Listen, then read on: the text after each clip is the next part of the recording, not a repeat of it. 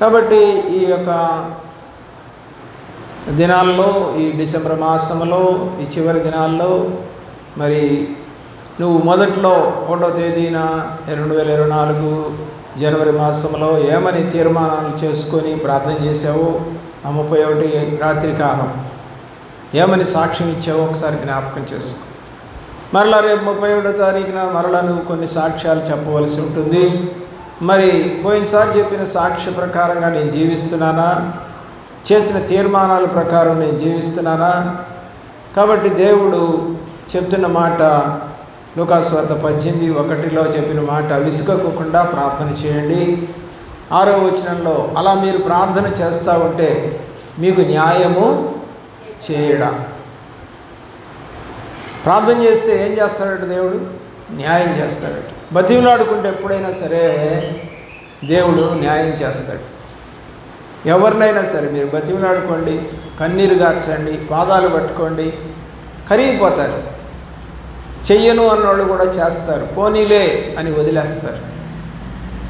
ఎప్పుడు అంటే ఈ 3 పనులు చేయాలి. ఒకటి, విసుక్కోకుండా ప్రార్థన చేయాలి, కన్నీళ్ళు విడవాలి, ఆయన పాదాలు పట్టుకోవాలి.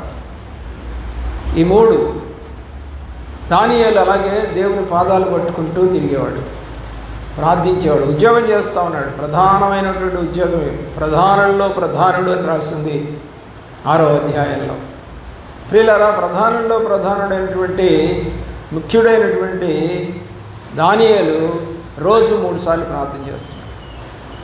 అంతకన్నా గొప్ప ముఖ్యమైన పనులు నీకున్నాయా? ప్రార్థన చేయకుండా ఆపేస్తున్న పనులు.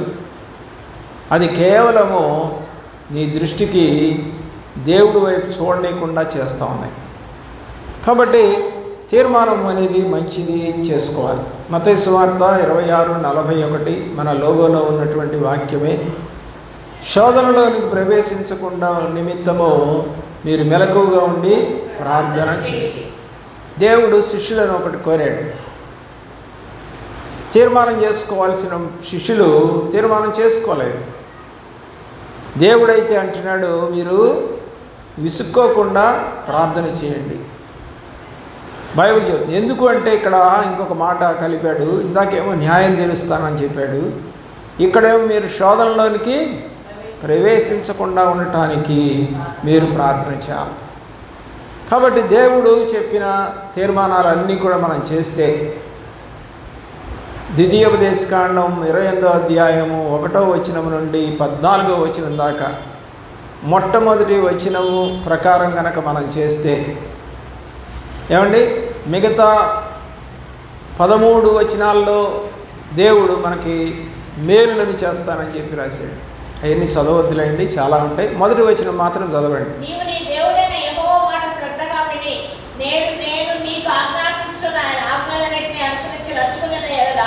చాలు, ఇలా తీర్మానం నువ్వు చేసుకోవాలి.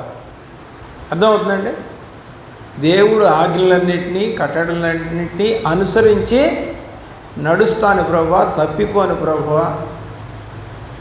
హిజ్కియా అలాగే చేశాడు. నీకు అనుకూలంగా నేను నడవలేదా అడిగాడు. అలాగే తప్పు చేసినప్పుడు దావీదు అలాగే అడిగాడు. ఏమనండి, నేను పాపం చేశాను, క్షమించమని అడిగాడు. పేతురు కూడా అడిగాడు. అయితే అప్పటికి ప్రభు వారిని చంపేశారు. అతన్ని సిలువ వేస్తూ ఉన్నటువంటి సందర్భంలో ఇతను పశ్చాత్తాపడి ఇంటికి వెళ్ళి ఆయన పశ్చాత్తాపడి ఏడ్చెను అని రాశాను. కాబట్టి బైబిల్లో చాలామంది పశ్చాత్తాపడ్డారు, అందుకనే వాళ్ళు గొప్పవాళ్ళుగా చేయబడ్డారు. ఒక మంచి తీర్మానం నువ్వు చేసుకో ప్రభువులు ఎప్పటికైనా. ఏమని అంటే, నేను దేవుని ఆజ్ఞలను, కట్టడలను అనుసరించి నడుస్తాను, ప్రేమిస్తాను, కన్నింగ్ నేచర్ నాలో లేదు, మోసం చేయను, అబద్ధం ఆడను, యథార్థంగా ఉంటాను, దేవుడు ఏం చెప్పాడో అది మాత్రమే చేస్తాను, దేవుడు చెప్పనిది నేను చేయను. చేస్తే ఏమవుతుందో ప్రకటన గ్రంథం 22వ అధ్యాయంలో మనం చదువుతా ఉన్నాం. ఈ గ్రంథములోనేటువంటి మాటలను ఎవరైనా తీసివేసినా లేదా కలిపినా ఏమొస్తాయని రాశాడు? తెగుళ్ళు వస్తాయని రాశాడు. చదవండి మాట. ప్రకటన గ్రంథం 22వ అధ్యాయము.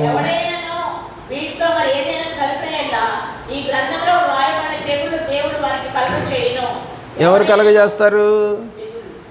ఎవరు కలగజేస్తారు? దేవుడే. మరి దేవుడే ఆశీర్వదించేవాడు, మేలు చేసేవాడు, శుభాకాంక్షలు చెప్పేవాడు, స్వాతంత్రం ఇచ్చేవాడు, శాంతినిచ్చేవాడు, కరుణ చూపువాడు. అన్ని మాటలు మనమే చెప్పాం కదా. అయితే ఎప్పుడు అవన్నీ నెరవేరుతాయి అని అంటే నీవు ఆయన కట్టడలను ఆజ్ఞలను అనుసరించి నడిచినప్పుడు. ఆయన ఒక మాట చెప్పాడు బైబిల్లో, నిన్ను వలే నీ పొరుగు వారిని ప్రేమించమని. ప్రేమించు, తప్పు చేస్తే గద్దించు.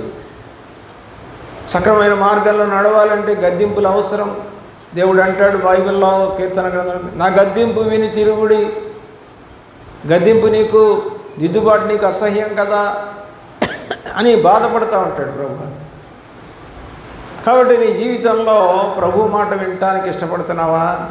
ప్రేమించడానికి ఇష్టపడుతున్నావా? ఆత్మీయంగా ఉండటానికి ఇష్టపడుతున్నావా? ఏదో కాసేపు ఆదివారం చర్చికి వెళ్ళి వచ్చిన తర్వాత ఇక అన్ని సినిమాలు, షికార్లు, సీరియల్స్, పిచ్చాపాటి, పనికి మాలిన మాటలు ఎన్ని మాట్లాడుతున్నావో?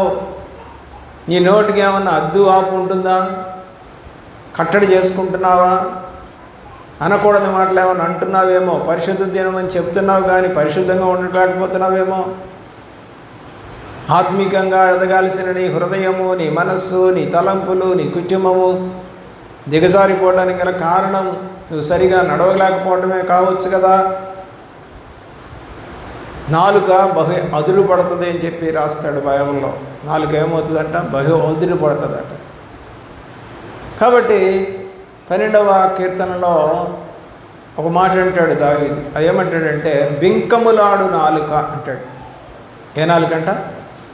బింకాలాడుతుంది. అంటే ఏమి లేకపోయినా కూడా ఎగిరెగిరి పడుతుంది. నాలుక ఏం పని ఉందండి? నరం లేని నాలుక 4 దిశలుగా పరిగెత్తుద్ది అంటారు. బింకములాడుతారంట. అన్నీ అబద్ధాలే, ఒక్కటి నిజం ఉండదు. ముఖమెత్తి కళ్ళలోకి చూసి చెప్పలేరు, తలకాయ దించుకొని మాట్లాడతారు. బింకములాడే మనసు కలిగి ఉన్నారా? అలాంటి నాలుకలను కోసేయండి అని చెప్పేసి అడుగుతున్నాడు ప్రభువారిని. దేవుని ప్రేమిస్తున్నటువంటి ప్రేమ అలాగ జరిగితే ఎంతమంది నాలుకలు కోసివేయబడాలి కదా. దేవుడి మాటకు వ్యతిరేకంగా నడిచిన వాళ్ళందరూ కూడా చనిపోతే ఇక ఎవడు బతుకుతాడు? 15వ కీర్తనలో అనుకుంటాడు. కీర్తనలో 15లో 1, 2 వచనాలు జ్ఞాపకం చేసుకున్నాం.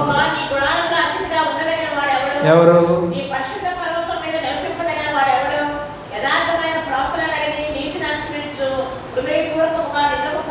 అది ఎవరు నిలబడగలరు ఆయన దగ్గర అంటే హృదయపూర్వకముగా నిజం. అంటే నిజం తెలిసినా కూడా అడిగితే అలా కాదండి, ఇలా కాదండి అని అంటున్నావా? ఒకవేళ ఈ మనసు నీకు ఉందేమో. అంటే నిజం నువ్వు నీ యొక్క జీవితంలో, నీ కుటుంబంలో జరిగిన విషయాన్ని నీ ముందు పెట్టినా కూడా అలా కాదు, ఇలా కాదు అని అంటున్నావు అని అంటే దేవుడి ముందు నువ్వు నిలబడలేవు. బైబిల్ రాస్తా ఉందన్నమాట. నీ దగ్గర అతిథిగా ఉండదగిన వాడెవడు? యథార్థము పలుకువాడే. నువ్వు యథార్థతగా లేవు అనుకో, నువ్వు ఎన్ని ప్రార్థనలకు వచ్చినా, ఎన్ని ఆదివారాలు వచ్చినా, లేకపోతే ఉపవాస ప్రార్థనలకు వచ్చినా, నీలో యథార్థత లేకుండా నువ్వు ప్రార్థన చేస్తే దేవుడు ప్రభువా ప్రభువా అని ఊరక నన్ను ఎందుకు పిలుస్తారు? నా తండ్రి చిత్తము చేయువాడే దేవుని రాజ్యమునకు వారసుడు అవుతాడని చెప్పాడు. ఉత్తిగా ప్రభువా అని పిలిస్తే ఏం లాభం లేదండి. హృదయపూర్వకముగా ఆయన్ని నమ్మాలి, యథార్థంగా బ్రతకాలి. ఎప్పుడైతే నీలో యథార్థత ఉండదో నువ్వు ఎన్ని ప్రార్థనలు చేసినా దానికి ఫలితాలు ఉండవు. బైబిల్లో మీరు యోబు గ్రంథంలో అతను ఏమి పెద్దగా ప్రార్థన చేస్తున్నట్టు లేదు, ఎక్కువసేపు ఏం చేసినట్టు లేదు. అతను రోజు ప్రార్థన చేస్తాడు. ఎవరి కొరకు? తన కుటుంబం కొరకు. నేను అదే ఉదయకాలం చెప్పాను, మీరు మీ కుటుంబం కొరకు ప్రతిరోజు ఉదయమే 1 గంట ప్రార్థన చేసి చూడండి, అద్భుతాలు జరగవేమో చూద్దాం. మీరు చెయ్యరు కాబట్టి అద్భుతాలు చూడరు. ఎంతమంది పాస్టర్ల దగ్గరికి వెళ్ళినా, గొప్ప పాస్టర్లు అని చెప్పినా వెళ్ళినా, మీరు వాళ్ళ చేత ప్రార్థన చేయించుకున్నా మేలు ఎక్కడ జరగదు అని అంటే, ఒక తల్లి ఇలాగే మా అబ్బాయి పాస్ కావాలి అని పాస్టర్ గారికి ఒక 10 మందిని పిలిచి తలా ఒక 500 ఇచ్చి ప్రార్థన చేయమందంట. వాళ్ళు గొప్పగా ప్రార్థన చేశారంట. మాకు కనపడుతూ ఉంది మంచి మార్కులతో నీ కొడుకు పాస్ అవుతున్నట్టుగా, మంచి ఉద్యోగంలో చేరినట్టుగా మాకు కనపడుతుందని అంటే, ఈమె ఆశపడి 10 మందికి 500 చొప్పున 5,000 ఇచ్చింది. మరి ఆ ప్రవచనం చెప్పినానికి ఇంకొక 1000 రూపాయలు ఎక్కువ ఇచ్చిందంట. పరీక్షలు అయిపోయాయి, రిజల్ట్స్ వచ్చాయి, కనీసం పాస్ కూడా కాదు. చూడండి, మినిమం మార్కులతో కూడా పాస్ కాలేవాడు. ఎన్ని వేలు ఖర్చు పెట్టింది? 6,000 ఖర్చు పెట్టింది. ఎంతమందిని పిలుచుకొచ్చుకుంది? 10 మంది పాస్టర్లను పిలిచింది. అంటే ఆమె వెళుతున్నటువంటి సంఘంలో చెబుతున్నటువంటి సేవకుడును ప్రేమించకుండా, ఉపవాస ప్రార్థనలో తన దోషమును ఒప్పుకోకుండా, యథార్థంగా నడవకుండా, ఏమని కోరుకుంటుంది? ప్రభువా, నీ సేవకుడు చెప్పాడు, మా అబ్బాయికి మంచి మార్కులు ఇస్తున్నందుకు నీకు స్తోత్రం అంటుందంట రోజు. కానీ వాడు అసలు చదవట్లేదు. చదవనటువంటి వాడికి చదువుకోరా అని చెప్పాల్సినటువంటి తల్లిదండ్రులు ఆ మాట చెప్పకుండా, పాస్టర్ గారు చెప్పారు కాబట్టి నేను అలాగా ప్రార్థన చేస్తానందంట. కానీ తప్పిన తర్వాత ఒక్క పాస్టర్ని పిలవలేదంట. తను తాను సరి చేసుకోకుండా ప్రార్థన చేస్తాం. ఏమని తీర్మానం చేసుకుంటున్నావు? ఎలాంటి తీర్మానాలు నువ్వు చేసుకోవడానికి ఇష్టపడుతున్నావు? దేవుని ప్రేమించవలసిందిగా బ్రతిమిలాడుకుంటున్నాను. యెషయా గ్రంథము 30వ అధ్యాయము 21వ వచనం. యెషయా గ్రంథము 30వ అధ్యాయము ఎటువైపు తిరగకూడదో రాస్తా ఉన్నాడు.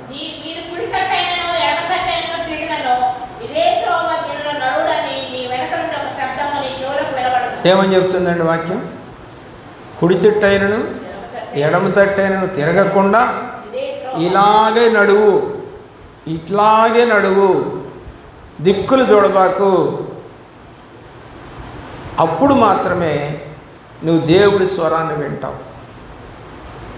తిన్నగా ఎవరైతే చూడరో, పక్కలకు చూసే మనస్తత్వం ఎవరికైతే ఉంటుందో వారు దేవుణ్ణి చూడలేరు, దేవుణ్ణి కనుగొనలేరు.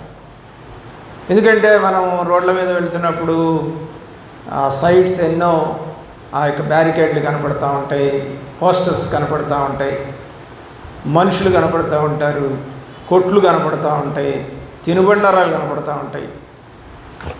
అయితే నీవు ఎక్కడికి వెళ్తున్నావో, ఎందుకు వెళ్తున్నావో దాని మీద దృష్టి పెట్టకుండా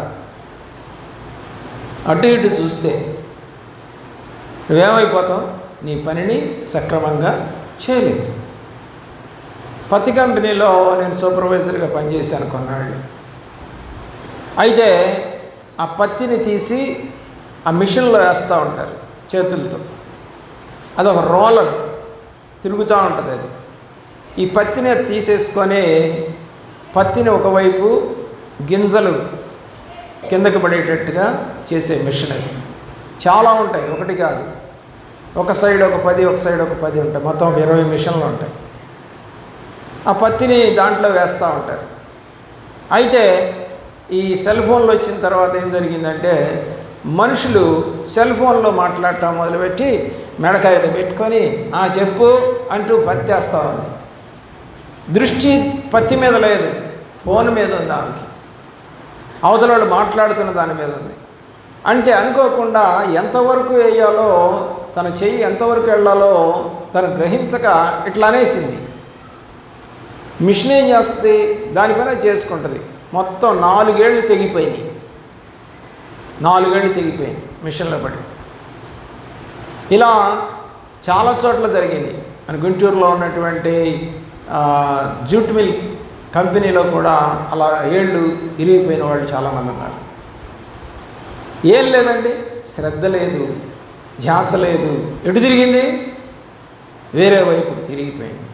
ఎప్పుడైతే నువ్వు కుడికి కానీ ఎడమకి కానీ తిరుగుతావో ఆటోమేటిక్గా ఏమవుతావు? దేవుడి యొక్క స్వరం వింటం మానేస్తావు,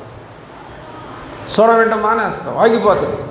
కాబట్టి అలాంటి పరిస్థితి నీకు రాకుండా ఉండాలని దేవుడు యెషయా గ్రంథంలో రాయబడినటువంటి మాట ఏంటంటే, నువ్వు కుడికి కానీ ఎడమకు కానీ తిరగబాకు. మార్క్స్ వార్త 16:16లో దేవుడు చెప్పిన మాట సేవకుడి ద్వారా, నమ్మి బాప్తిజం పొందుడి, నమ్మిన వారికి ఎన్ని మేలు జరుగుతాయో 17వ వచనంలో వ్రాసాడు. కనపడతాయి.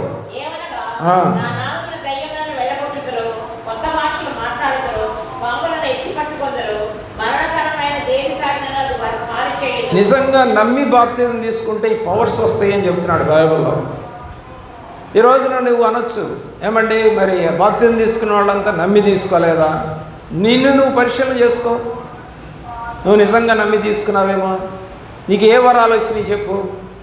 నువ్వు ఎవరికైనా ప్రార్థన చేస్తే ఏమైనా జ్వరాలు తగ్గుతున్నాయా, రోగాలు తగ్గుతున్నాయా, నెమ్మది వస్తుందా, బాగుపడుతున్నారా? ఆలోచించి. ప్రవచనం చెప్పగలిగిన స్థాయిలోని ప్రార్థన ఉందా? జరగబోయేదాన్ని ఏమన్నా ప్రార్థన చేసి కనిపెట్టగలుగుతున్నావా? నమ్మిన వారి వలన ఈ సూచన క్రియలు జరుగుతాయి. మరి మీరు నమ్మలేదా అండి?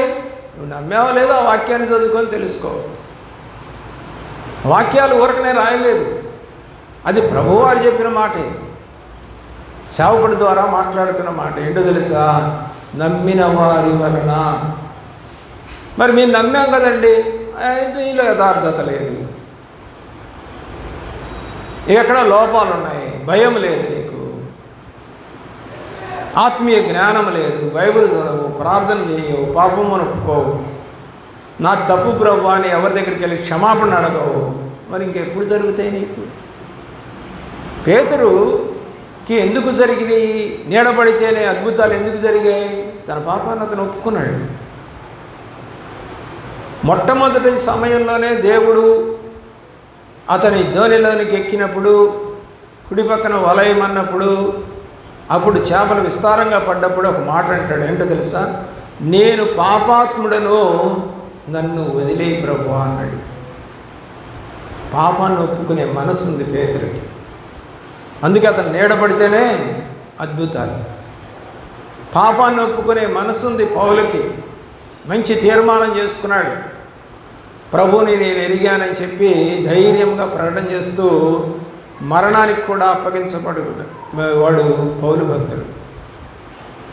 చేతి రుమాలు తాకితేనే అద్భుతాలు జరిగాయి.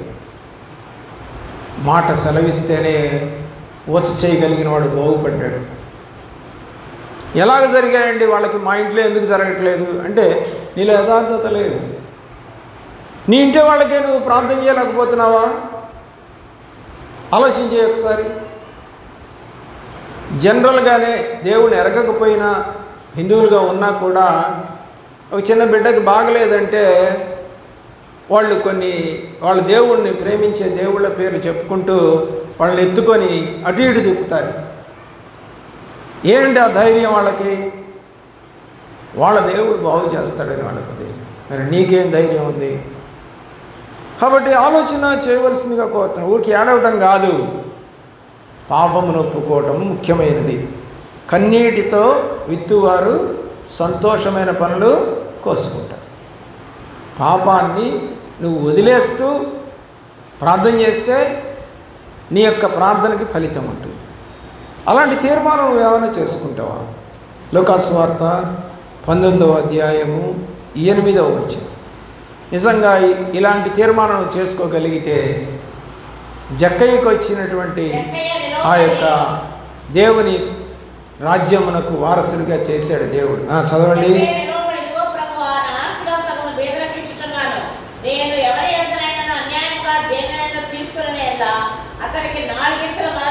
చేస్తావా నువ్వు ఆ పని? వడ్డీ వ్యాపారం చేసావు, అన్యాయపు సొమ్మని బైబిల్ చెప్తా ఉంది 15వ కీర్తనలోనే. నీ ద్రవ్యమును వడ్డీకి ఇవ్వకూడదని రాసింది స్పెషల్గా. ధనవంతులు పేదవాళ్ళు వడ్డీకి ఇచ్చేవారు కలుసుకుంటారని రాసింది బైబిల్లో. కాబట్టి వడ్డీ వ్యాపారం చేసావు అని అంటే నువ్వు అన్యాయంగా సంపాదించావని అర్థం. ఇతను ఏం చేశాడండి? కట్టించుకోవలసిన పన్ను కన్నా ఎక్కువ కట్టించుకున్నాడు. ట్యాక్స్ కలెక్టర్ కదా ఇతను. కాబట్టి అతను దేవుడు తన ఇంటిలోనికి వచ్చినప్పుడు ఏమంటున్నాడు, అన్యాయంగా ఎవరి దగ్గర తీసుకున్నాను వాళ్ళకి ఎంత ఇస్తాడంట, 4 గింతలుంట. అది 50 రూపాయలు తీసుకున్నావు, 50 రూపాయలు కాదు 200 ఇస్తాడట. 100 తీసుకుంటే 400 ఇస్తాడట. ఇచ్చేసాడట, పంచారని రాశాడు. ఇప్పుడు 9వ వచనంలో దేవుడు అంటున్నాడు, ఏమైపోయాడు అతను ఇప్పుడు అంటే అర్థం ఏంటి? విశ్వాసి. అబ్రహాము విశ్వాసులకు తండ్రి. మరి ఆయన కొడుకు కావాలంటే మనం ఎలాగ ఉండాలి? ఇప్పుడు విశ్వాసంతో ఉండాలి. అన్యాయంగా తీసుకున్నాను. ప్రియులరా, నేను ప్రభు నగర్కు ముందు 30 ఏళ్ల క్రితము నేను కూడా వడ్డీ వ్యాపారం చేశాను. అయితే దేవుడిని ఎరిగి ఈ వాక్యం విన్న తర్వాత ఎవరెవరికైతే వడ్డీ వ్యాపారం 2 రూపాయలే అయినా కూడా వాళ్ళ దగ్గరికి వెళ్ళి, అమ్మ వాక్యం చెబుతుంది, ఇతను కూడా అలాగే చేశాడు కదా. ఎవరు? జక్కయ్య. అంతకుముందు దేవుడిని ఎరగనివాడు కదా, నేను అప్పుడు ఎరగనివాడిని కదా. జక్కయ్య మారు మనసు పొందిన తర్వాత ఏం చేశాడో, నేను కూడా దేవుడిని ఎరిగిన తర్వాత మీ దగ్గర నేను ఏదైతే వడ్డీగా తీసుకున్నానో దాన్ని రిటర్న్ ఇస్తున్నాను, మీరు ఇక నుంచి వడ్డీ కట్టే పని లేదు, అసలు కట్టండి అన్న. అలా అంతా ఆశ్చర్యపోయారు. నేను అప్పుడు సువార్తను ప్రకటించాను. వాక్య ప్రకారముగా నేను ప్రభువుని ఎరిగాను కాబట్టి నేను ఈ పని చేయను. ఎన్నో లక్షల రూపాయలు నేను వడ్డీ లేకుండా ఇచ్చాను. వాళ్ళు 10 సంవత్సరాలకు కూడా ఇవ్వలేదు నాకు. యాక్చువల్గా వాళ్ళు 10 సంవత్సరాలకు ఇస్తే నేను ఎంత ఇచ్చానో అంత మళ్ళా నాకు వచ్చేది, కానీ ₹1 ఆశించలేదు. అదే నా కుటుంబానికి నాకు బ్లెస్సింగ్. పాపం చేయలేదు, చేయాలని అనిపించలేదు. ప్రభు నాలోకి వచ్చాడు కాబట్టి ఇక చేయకూడదు, అది తప్పు అని చెప్పాడు, ఇక చేయకూడదు.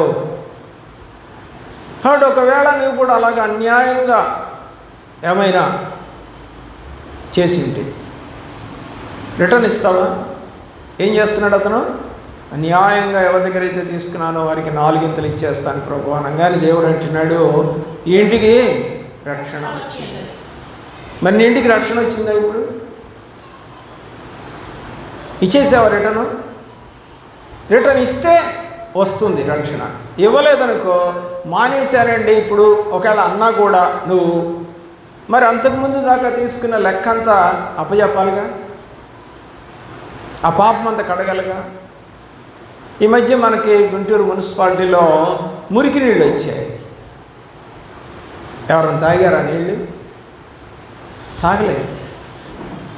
కానీ కొన్నాళ్ళ తర్వాత, 1 రోజు 2 రోజుల తర్వాత మంచినీరు వచ్చాయి. ఏ నీళ్ళు పట్టుకున్నాం? మురికి నీరు పట్టుకున్నావా, మంచినీళ్ళు పట్టుకున్నావా తాగటానికి? అలాగా నీవు కూడా ఉన్నావు. నీ దగ్గర కూడా విశ్వాసం అనేది ఉంది, కానీ అది మురికి పట్టింది. ఆ పైపులోంచి వచ్చిన నీళ్ళలాగా మురికి పట్టింది ఆ విశ్వాసం. అలాంటి విశ్వాసం కోరటం లేదు దేవుడు. ఆ మురికి పట్టిన విశ్వాసాన్ని వాక్యము ద్వారా కడుక్కో. యోహాను రాసినటువంటి 1వ పత్రిక 1వ అధ్యాయము 7వ వచనం నుండి 9వ వచనం, యేసు రక్తము ప్రతి పాపమును కడుగును అని రాశారు. కడుక్కో. వచ్చావు కదా, బలరాం తీసుకుంటావుగా. ఎప్పుడన్నా నువ్వు ఆ రక్తము తాగుతున్నప్పుడు నువ్వు అనుకున్నావా, ఇదిగో ఈ పాపము కడగబడింది, నా జీవితంలో ఈ పాపము కడగబడింది, దేవుడి రక్తం ద్వారా కడుక్కున్నాను అని చెప్పగలవా? ప్రకటన గ్రంథంలో అంటాడు యోహాను తోటి మాట్లాడుతూ, అయ్యా ఈ తెల్లని వస్త్రములు ధరించుకున్న వారు ఎవరు అంటే వాళ్ళు భూమి మీద ఉన్నప్పుడు తమ పాపములను యేసు రక్తములో కడుగుకొని వచ్చిన వారు అని అంటాడు. ఎవరు వాళ్ళు? భూమి మీద ఉన్నప్పుడు తమ పాపాన్ని ప్రభు యొక్క రక్తంలో కడుక్కున్నారట. మరి నీవు వస్తావు, నిద్రపోతావు, వాక్యం చూడవు, ప్రార్థన చేసుకోవు, నీ హృదయంలో కలత లేదు, చింత లేదు, బాధ లేదు, ఏదో చెప్పుకుంటున్నారులే చెప్పుకొని మనకెందుకులే అన్నట్టుగా కూర్చొని నీ హృదయమును మార్చుకోకుండా నువ్వు మందిరంలో కూర్చున్నంత మాత్రాన నువ్వు అబ్రహాం కుమారుడివి కుమార్తెవి కాలేవు. కాబట్టి వాక్యము చెబుతా ఉన్నటువంటి మాటలు జ్ఞాపకం చేస్తాం. అపోస్తల కార్యగ్రంథము 17వ అధ్యాయము 30వ వచనం. 17వ అధ్యాయము 30వ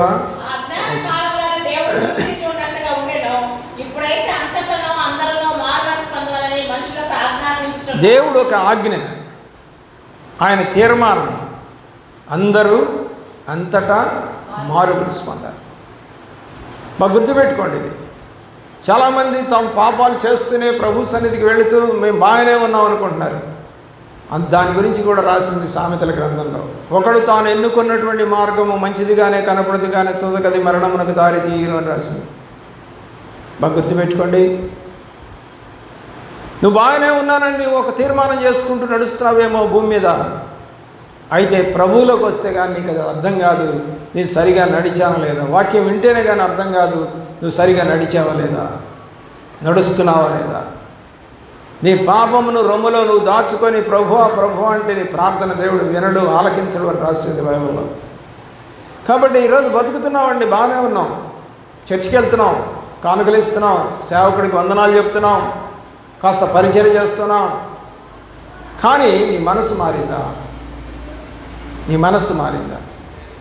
ఒక డబ్బులు ఇచ్చేటువంటి ఒక కొట్లోనో లేకపోతే ఒక షాపులోనో ఎక్కడోనో పని చేస్తూ ఉంటే ఆ యజమానుడు చెప్పినట్టు నువ్వు చేస్తావు. కానీ నీ హృదయము ఒక దౌర్జన్యంగా ఉంటుంది. రెక్లెస్గా బిహేవ్ చేస్తూ ఉంటావు పనుల్లో కూడా. అంటే పట్టించుకోనట్టుగా. చాలామంది మొండి వైఖరిని, దాన్ని ఇంగ్లీష్లో స్టబాండ్ నేచర్ అంటారు. మొండి వైఖరి, మూర్ఖపు వైఖరి, ప్రేమ లేని వైఖరి, అందరి చేత కొనియాడబడినటువంటి వైఖరి, చీత్కారాలతో నడిచే వైఖరి, తోలనాడే వైఖరి నీకుందేమో. దేవుణ్ణి ప్రేమిస్తే, నిజంగా ప్రేమిస్తే అవన్నీ పోతాయి.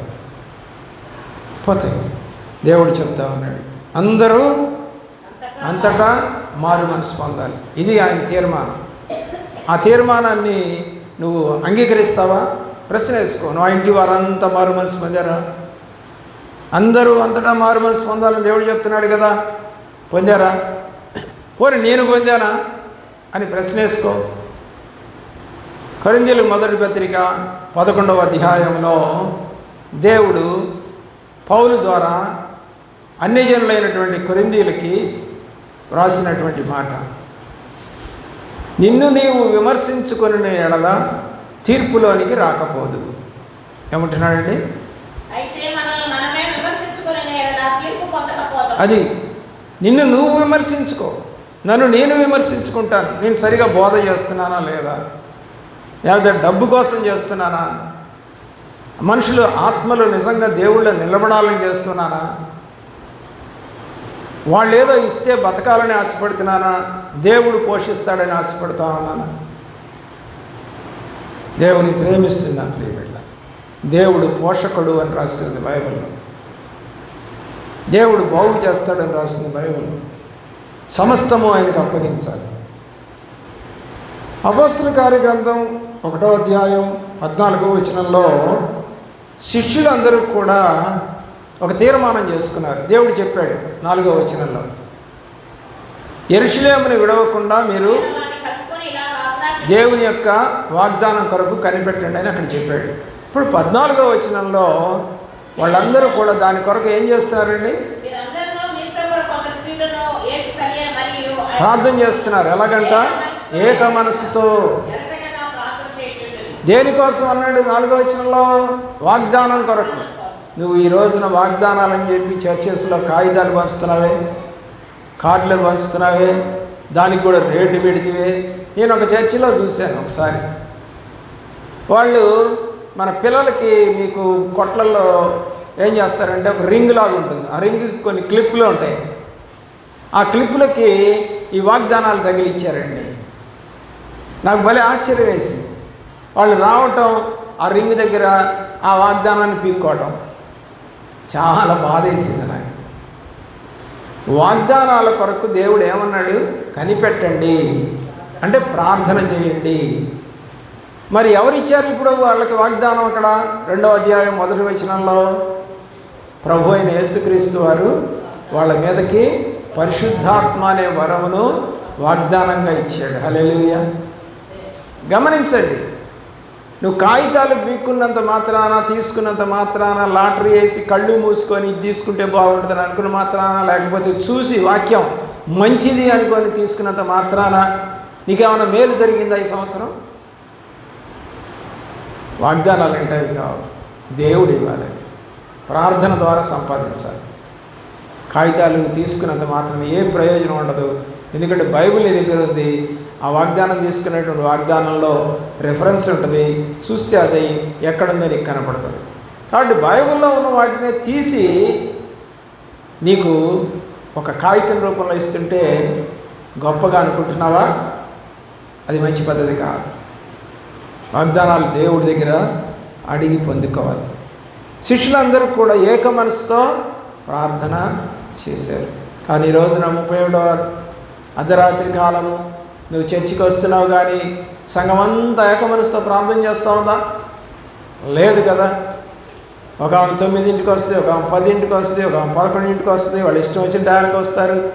ఏదో అందరూ ప్రార్థన చేస్తుంటే నువ్వు కూడా జాయిన్ అవుతావు, వాక్యం చెబుతుంటే దాంట్లో నువ్వు కూడా పార్టిసిపేట్ చేస్తావు. అంతే తప్ప ఏక మనసుతో 10 రోజుల పాటు వాళ్ళు ప్రార్థన చేశారు. పిల్లరా, నువ్వు మందిరంలో ఒక్కరోజు కూర్చోగలవా? ఒక్కరోజు ఆలోచించి దేవుడి వైపు చూడమని కోరుతాను. 1 రాజుల గ్రంథం 18వ అధ్యాయం 21వ వచనం. ఏది ఉండకూడదో నువ్వు తీర్మానం చేసుకోవాల్సిన సమయం ఇది.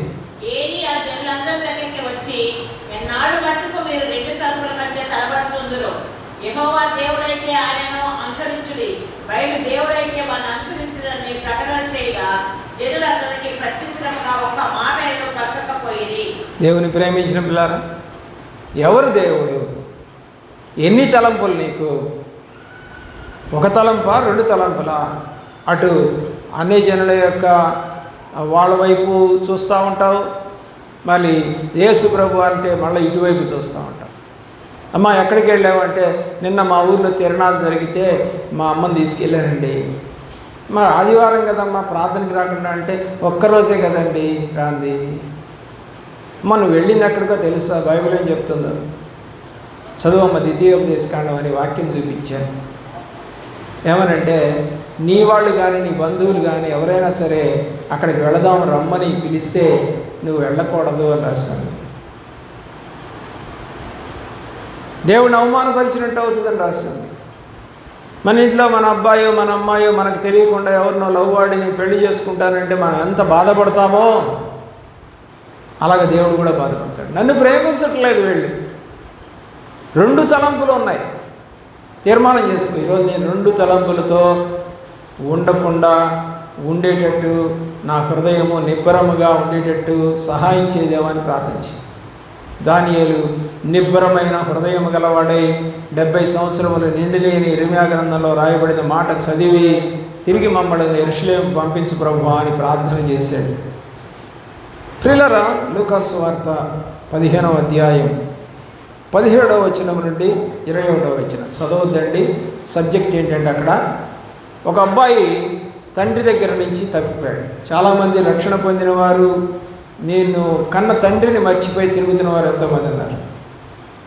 కన్న తండ్రిని మర్చిపోయారు, చేదరించుకున్నారు, అసహించుకున్నారు, వేరే చర్చికి వెళ్తున్నారు. చాలామంది ఉన్నారు. ఇలాగా చాలా సంఘాల్లో జరుగుతుంది ఇది. ప్రియులారా, దేవుడు చెప్తా ఉన్నాడు, ఆ కుమారుడికి ఏం పుట్టిందంటే దయ్యం పట్టింది. అందుకని ఏం చేశాడు, ఆస్తిని కావాలని తీసుకొని తన వాటా తీసుకొని వెళ్ళిపోయాడు. పోనీ వెళ్ళిపోయినాడు, ఏమైనా బాగుపడ్డా? దూరదేశంకి వెళ్ళి వాడు చెడిపోయాడు. ఆస్తి అంతా తగలేశాడు, వ్యభిచారానికి పెట్టాడు, పాపానికి పెట్టాడు. చివరికి డబ్బులు లేవు తినడానికి కూడా. అప్పుడు అతను ఏం చేశాడంటే, ఆ వాక్యంలో పందిపొట్టు తినడానికి కూడా ఇష్టపడ్డాడు. అప్పుడు అనుకున్నాడంట. అప్పుడు ఆ మాట ఏమని రాసి ఉంటుంది తెలుసు? అక్కడ బుద్ధి వచ్చినప్పుడు అనే మాట ఉంటుంది. అక్కడ బుద్ధి వచ్చినప్పుడు మళ్ళీ ఎక్కడికి వెళ్తానన్నాడు? తండ్రి వద్దకు వెళ్తాడు. మరి సంఘంలో నుంచి వెళ్ళిపోయావే నువ్వు, నీకు బుద్ధి వచ్చిందా? మళ్ళీ తిరిగి రాలేదు తండ్రి వద్దకి, ఎందుకని అంటే నీకు బుద్ధి రాలేదు. ఇంకా బుద్ధి వచ్చినప్పుడు తిరిగి అతను తండ్రి వద్దకు వెళ్ళాడు. తండ్రి అతన్ని ఆహ్వానించాడు, మెడ మీద ముద్దు పెట్టుకున్నాడు, ఉంగరం పెట్టాడు, కొత్త వస్త్రాన్ని తొడిగాడు, చెప్పులు ఇచ్చాడు, కొవ్వినటువంటి దూడను కోసి విందు చేశాడు. తండ్రి అని ప్రేమ తగ్గలేదు తండ్రికి, కొడుక్కే తగ్గింది. విశ్వాసికి తగ్గింది ప్రేమ, సేవకుడికి తగ్గలేదు. కాబట్టి నీ జీవితంలో తీర్మానం ఏమనంటే, నేను మరలా నా తండ్రి వద్దకే వెళతాను అనే తీర్మానం నువ్వు చేసుకుంటావా? ఆలోచించి మోకరించండి, ప్రార్థన చేసుకుందాం.